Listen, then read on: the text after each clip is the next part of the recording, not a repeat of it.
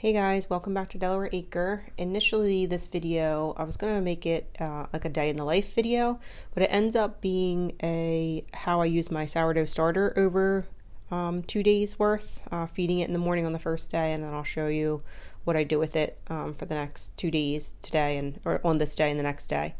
I am replenishing my unbleached all-purpose organic flour. Try to use organic flour if at all possible.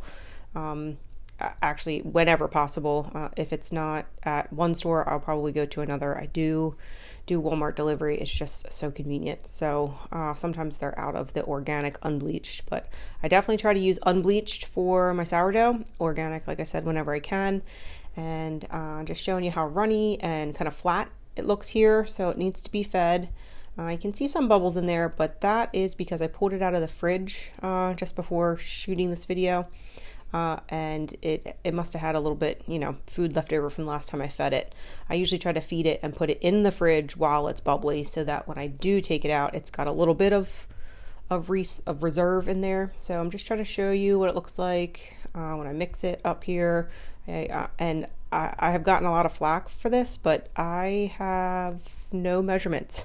I do not measure how much I put in there. I kind of eyeball it, and I try to put in, I guess it's a 1:1:1 ratio. So if I have half a cup of starter, I put half a cup of flour and half a cup of water and mix it up. And then if it looks like it's too runny, I'll throw in a couple tablespoons more flour and just keep it moving. Doesn't have to be rocket science.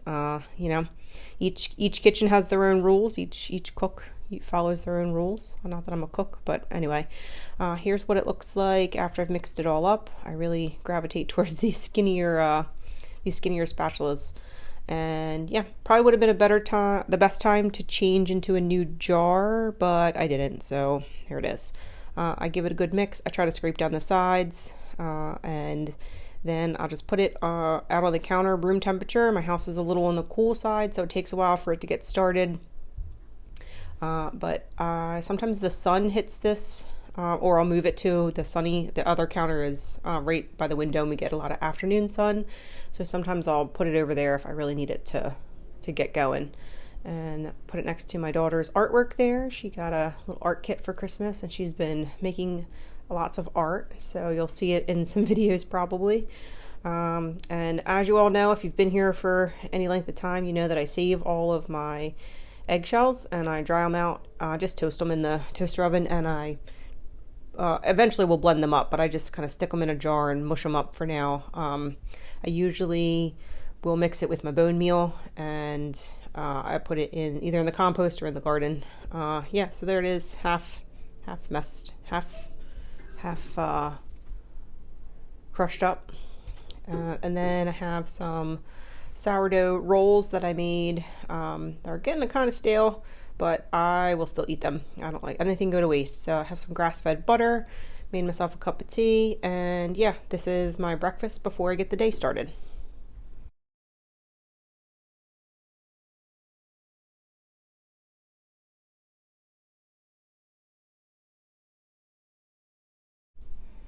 While I let my sourdough get started, or my starter get started, I try to clean up the kitchen. You really should start I guess clean up your kitchen before you go to bed, but I never seem to do that. So in the mornings, I get the kids off to school, or hubby off to work if he's on day shift, and then while he's on nights, I'll just do it in the morning. But I like to clean the kitchen first thing in the morning while I sip on my tea. I usually have to fill the Berkey because I forget to do that at night too. So I've been doing a lot of baking at home, a lot of from scratch cooking, and the kitchen it takes its toll in the kitchen. So I am cleaning it up here and just giving it a nice wipe down before I get into anything too much in the day, which is what ended up happening on this day anyway. So about 3.5, 4 hours later, the kids are now home from school, and the husband is awake and doing his thing, getting ready. It's very loud in the house, which is fine. I'm just glad we're all able to spend some time together before he goes into work. So the sourdough is ready to go, and I'm going to go ahead. Like I said, I've been making our family's bread, like sandwich bread. So I've been playing around with a few different recipes, and this one is sourdough.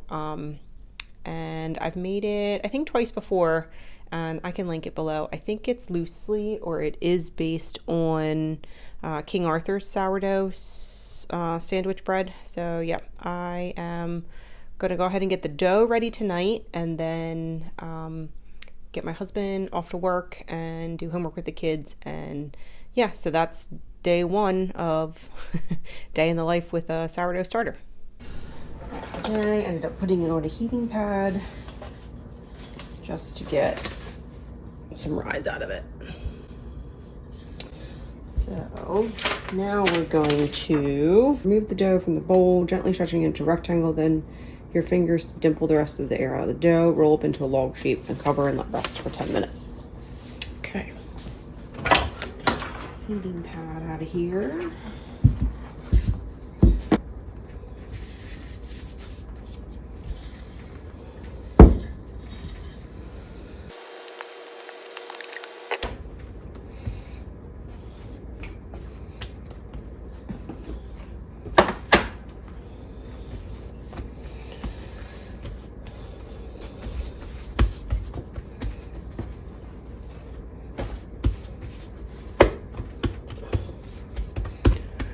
To a rectangle, I'll roll it.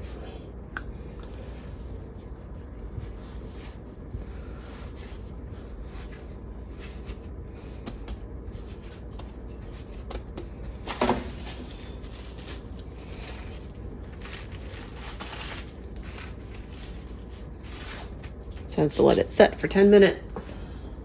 Okay, it's been 10 minutes. Recipe says to grease a pan. 9x5 pan. And then it says to tighten the dough. So hands are clean.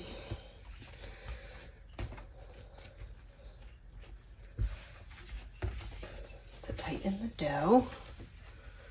And then place it in the loaf pan, seam side down. All right.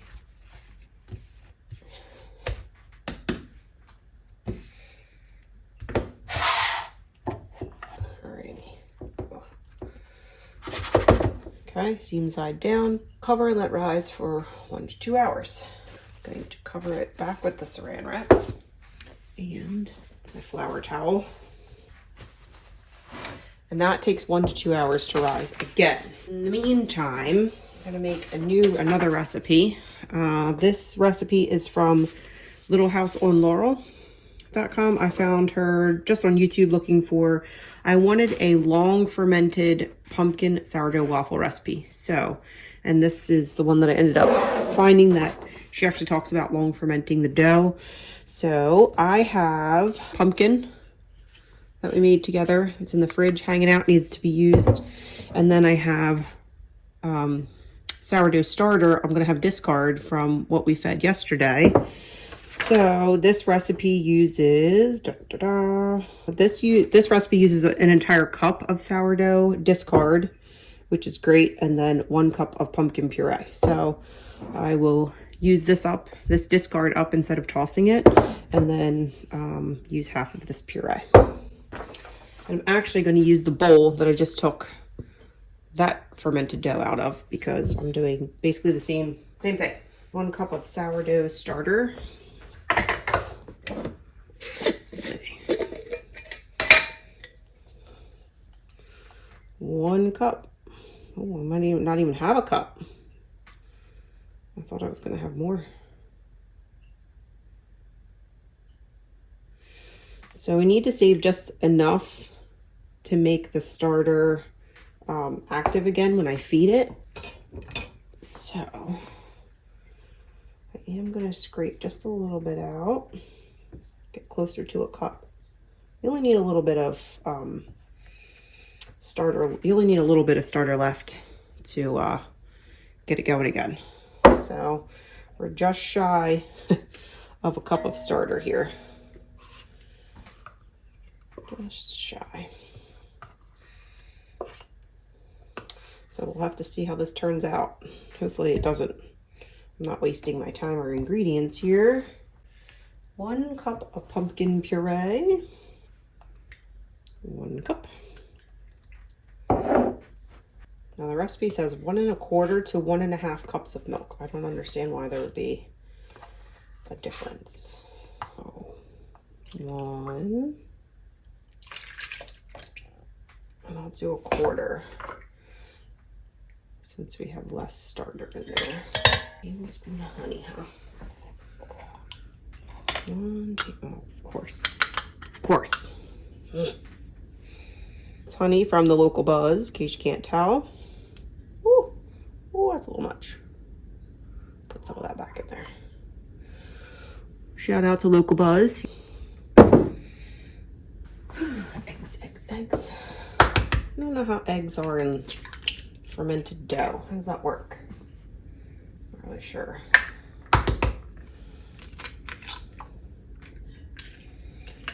2 eggs. A cup of coconut oil or melted butter. I'm gonna do butter. I like to melt my butter in this cast iron instead of using the microwave, because the microwave, it'll pop and it'll make a mess in your microwave. So I feel like this is easier. A whole cup of butter. Ow. Yeah, 8 tablespoons is 1/2 cup, so 2 sticks of butter. That's a lot. A lot? I feel like that's a lot. All right, here's our melted butter.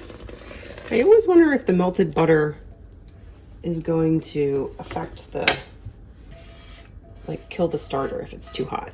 Like, is that a thing? Is that, like, you know how if the water's too hot with yeast, it kills the yeast? I always wonder, does it do that with starter too? Like that butter? I know it's gonna cool down quick because that milk is cold, but still. All right, and I've got some homemade vanilla here. Put a little dash. Oh, that's a lot. Wow. I need to put this in a smaller bottle.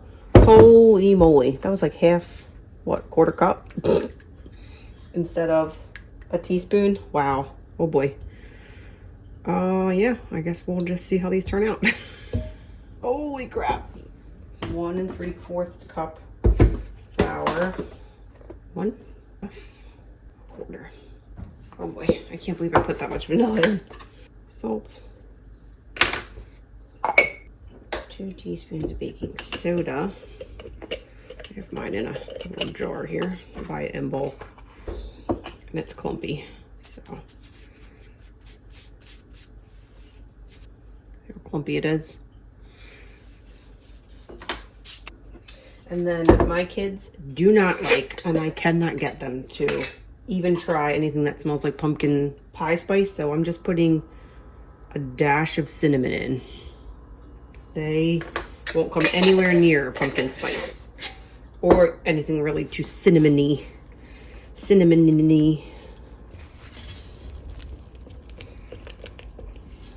Wow, I can't believe there's that much vanilla in there now. Yeah, boy, I wonder if I should add a little extra flour. Oh my gosh, I'm making a mess. What is wrong with me today? Okay, and I'm gonna add a little extra flour.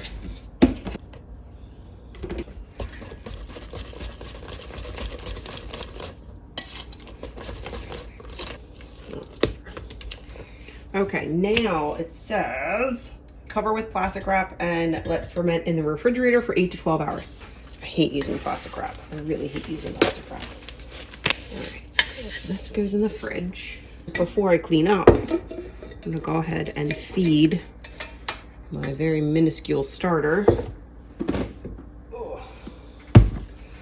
And the flour that I have, if you remember, is from yesterday, is the organic unbleached flour. So what's that about? That's a 1/3 cup. So that was 1 1/2 3rd cups. Toss some water in there for my Berkey. I'm not going to use this spatula because it has other ingredients on it, so I'm going to not use that one. I don't know why, but I like to use these skinny canning type whisks, or I'm sorry, spatulas. So there it is. It's kind of liquidy. Put my lid on, and I'm actually going to stick this Stick this right back here next to my bread. Put my stuff away and get the counter cleaned up. So I have one of these little bottles that I'm gonna put some of this vanilla into here since I made such a mess. So let's do this so we don't make such a mess next time. Here we go. It's a little better. Can't believe I did that. Okay, now that I have flour all over my shirt, I plan on wearing to the gym. Yes, so now we have the sourdough starter has been fed, needs to get bubbly. Then I wanted to do another recipe that has pumpkin and sourdough in it. It's a pumpkin sourdough chocolate chip muffin recipe, different than the one that I normally use. My kids didn't. I slipped some protein powder in the last one, some whey protein powder, and it just changes the whole texture of the muffin. I gotta figure that out. So I'm just gonna make plain muffins for them. And then our bread dough from yesterday is still rising. It's on its second rise. So I'm kind of taking a gamble because it's supposed to rise for 1 to 2 hours on the countertop, room temperature. But my house is cold. It's kind of much colder. I don't have the oven on, and I'm actually leaving for the gym in like an hour and a half. So I'm not gonna have time to proof, like second proof rise, whatever, and then bake it and then get to the gym on time. But because my house is so cold, I feel like it'll be okay. I'm kind of taking a gamble because if you overproof, then your bread turns to crap. Still tastes good, but doesn't look so good. And I need it for sandwiches for my husband to go into work overnight, shift work tonight. So I can always stop and buy bread, right? That's one nice thing about the store and living in 2024 now. So I can always buy bread if that doesn't work out, but hopefully it does. And then, so yeah, we'll have, I'm probably gonna make those waffles tonight, maybe for dinner. We'll do breakfast for dinner because it said to ferment them for 8 to 12 hours in the refrigerator and not 24 hours overnight. So I'll just make them up and then I'll freeze them. But yeah, so I'm headed to the gym. I have an hour and a half, but you know, by the time you get everything ready and get yourself psyched up to go to the gym, it's time. So I need to find my watch, put that on. I have to put my contacts in because I cannot work out in the gym with my glasses on. And yeah, so I will bring you back after the gym when I'm ready to start doing stuff with all that stuff. So, but yeah, so they're gonna see me covered in flour, and I don't know if it's on the pants or not, but these are new workout pants. They are, I got them from Amazon just on a recommendation from a girlfriend at work that's also working out. She's a little taller than I am, actually a lot taller, but I got the shorter inseam because I'm short. I only have a 27-inch inseam, and the length is great. The rise is great, not too bad. It doesn't have, like, it's all one piece of fabric. Like, there's a seam, no seam on the outside, but there's no like little piece of elastic or anything in the center, like in the waistband part. So I like that, but they're very compressive. So these are definitely only workout pants, not like run errands, wear comfy pants, tights kind of thing. But they're rolling down a little bit. So that's why you see me keep doing this, trying to pull them up. Also, there's no pocket on the side, so you can't function in these, not all day. So these are just the workouts. But yeah, I feel like they're telling all my secrets. They are so tight. I got a smaller size in an attempt to get like a compression component from them, and they're definitely compressing, and I need to wear a longer shirt because wow. The color is really cool. It's like a olive green. So, but yeah, they're comfortable, but there is no pocket. So, yep, yeah. But the length is, I don't know if you can see, all the way down to my ankle.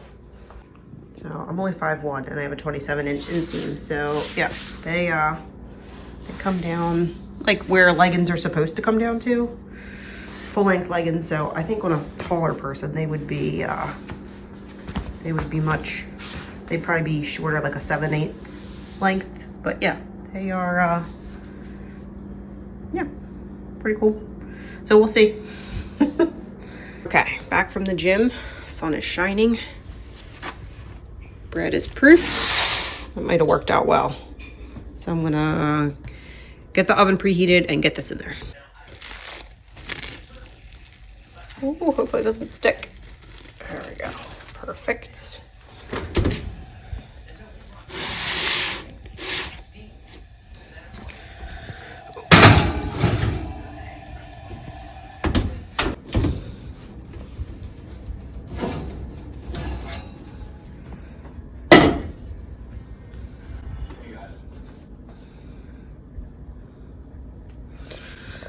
Whew, quite the rise.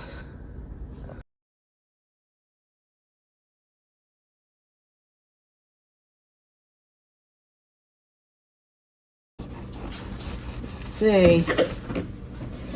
How's it look? Mm-hmm.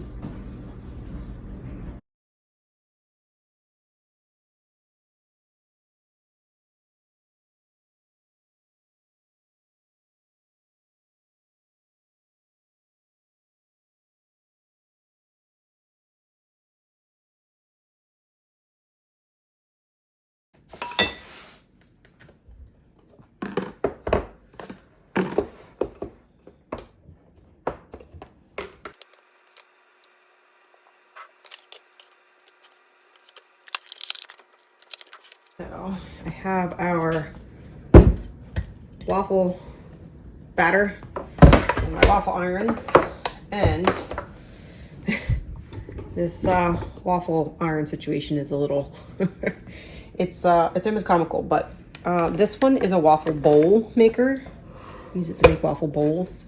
Initially I had gotten this because I thought we were gonna do like ice cream or like fruit-filled bowls. My kids are not into that. They're just ends up being waffles, and sometimes we'll put syrup in the bottom, but it is what it is. And then this one is a little teeny tiny one. So this is going to take me a really long time, but my daughter was asking for the heart ones, and then these are bigger and they don't really stack that well.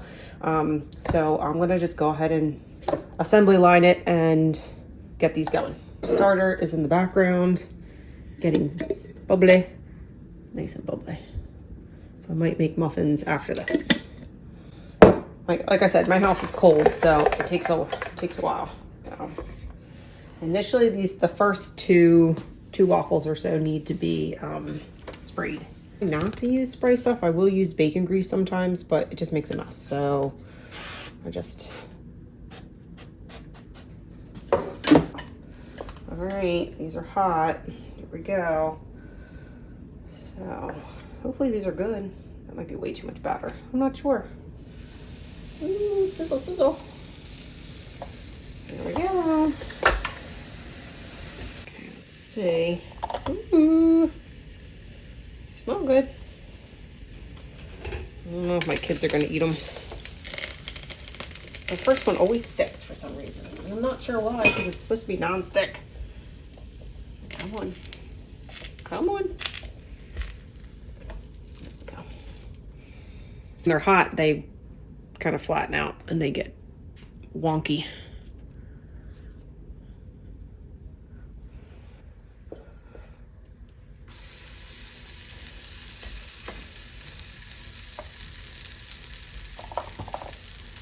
I forgot to hit record.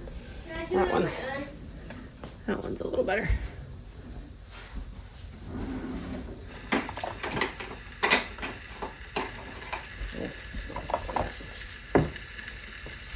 Okay, so this one looks a little bit better.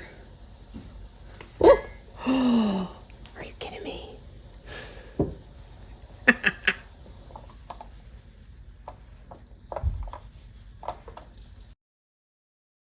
Here's the aftermath of dinner.